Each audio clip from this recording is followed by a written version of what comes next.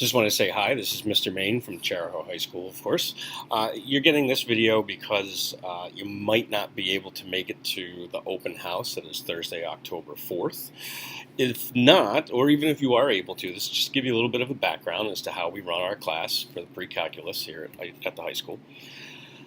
The idea of going through and giving it in this manner is because our classes run completely different than what you would expect in a normal traditional high school. So with further ado, let's go ahead and get started. First off, I guess what would be a really good explanation is why the switch to the blended learning self-directed model for the classroom. Ms. Leith and I last year decided to go ahead and try this model after much thought, much deliberation, much research, and it also came down to a couple different things that I've listed here as to why we have gone through and tried this out.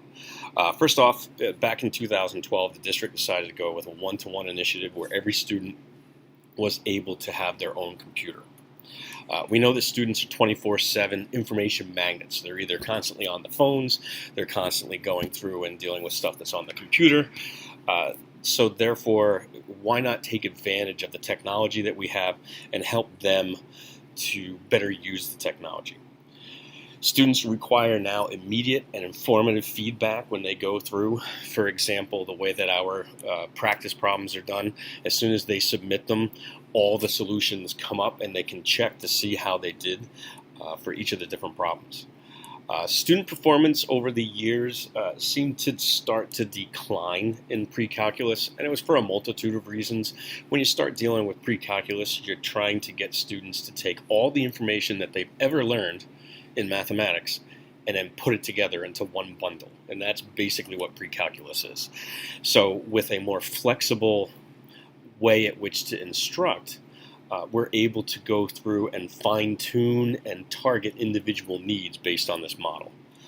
Students are entering classes with a variety of skills and sets and levels.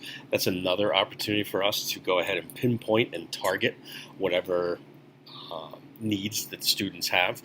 That happens with more of a 1-to-1, 1-to-2, 1-to-5 ratio, as opposed to myself standing in front of the class and the board and then only being able to ask a few questions, or answer a few questions rather, and then go through, and where most students aren't going to go ahead and ask questions.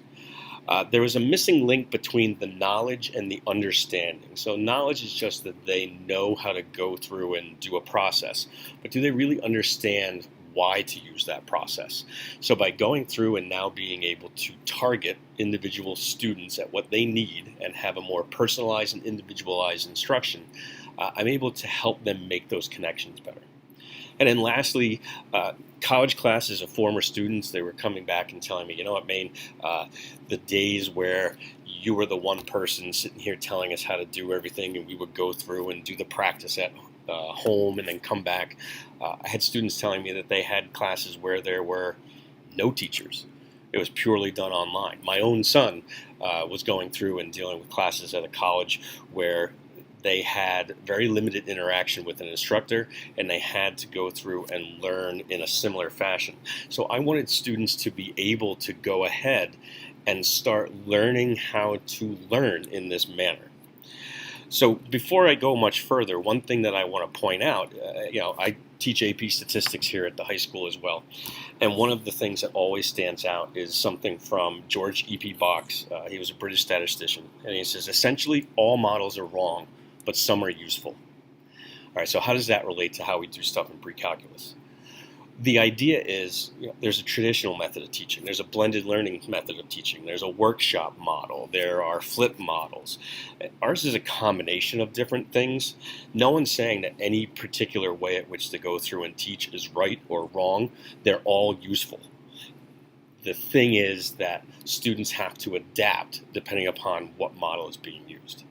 So just to give you a little idea of how close we are to a flip model, I borrowed this particular graphic from University of Texas that I had found. So a flipped classroom, it's done different, but we're not entirely a flipped classroom. We call it a flipped classroom, but it's not quite that. So what happens is at home, before school starts, students prepare to participate in class activities. They go through, excuse me, they watch videos that I've now created Miss Leith will create some later on in the year, but we will go through and they take a look at the class lessons. They'll watch the videos just to get the basic understanding and a foundation. During class, what happens is they sit at, and the reason I'm pointing out this way is because I'm in my classroom, they have table setups, some of them with 6, some of them with 4, and they are given locations based on where each student is. While they're at their seats, they will practice the different problems that we have gone through. During that same time frame, I may pull the whole class together and talk about how to do a particular problem on the board. So it is very individualized. I bounce around from table to table. I also go through and do whole class instruction as needed, but it's all based on what the students are needing at that point in time. Then outside of class, again, they'll go through and they'll check their understanding, make sure they have checked all of their solutions to their practice problems. They can also do that in class. Other parts we have a little bit more flexibility. So when a student needs to take a quiz, they can do it either during class, or they can do it during their advisory, or they can do it after school. So it gives them a lot more flexibility. So how does this look in our pre-calc classrooms? So I'm using Stevie Ray Vaughan here as a student in our class, and this is the way that Section 1, or I should say Unit 1, was done. They have comprehension questions that are based upon the lesson that is in Canvas. It goes through and it highlights all the major components. They will go through, watch the videos, and the comprehension questions are just 4 questions to check to see that someone has actually gone through and done the work that they were asked to do outside of class. Practice problems include Khan Academy problems as well as textbook problems, and our textbook is a digital textbook through OpenStax, which is from Rice University, also in Texas. And then they go through and take the quiz. And like I said, the quiz can either be done in the classroom, it can be done in advisory, it can be done after school.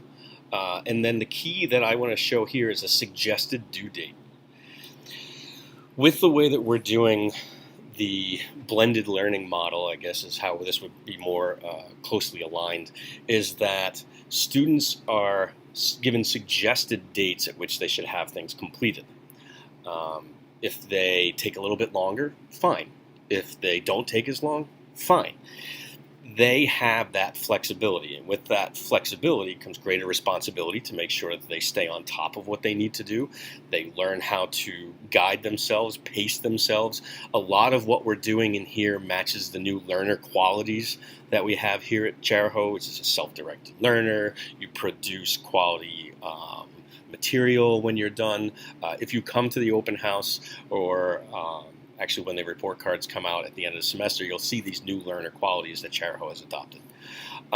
So they're all suggested due dates. There's no solid concrete date of anything until here at the end, and that's the unit test. So all of this material has to be completed with my assistance, my guidance, with the students going through and doing work in class, outside of class. And these are all suggested due dates. That's why you'll see, if you look at PowerSchool, there's a lot of stuff that's not filled in yet. And that's because the students either haven't gotten to those yet, or I like to put everything in the beginning so students and parents can see when everything is due. And then, like I said, this is the only thing that is set in stone. On October 5th, which is this upcoming Friday, students have a test. It is their responsibility to get through this material. These are suggested due dates. Again, I work with them in class, outside of class.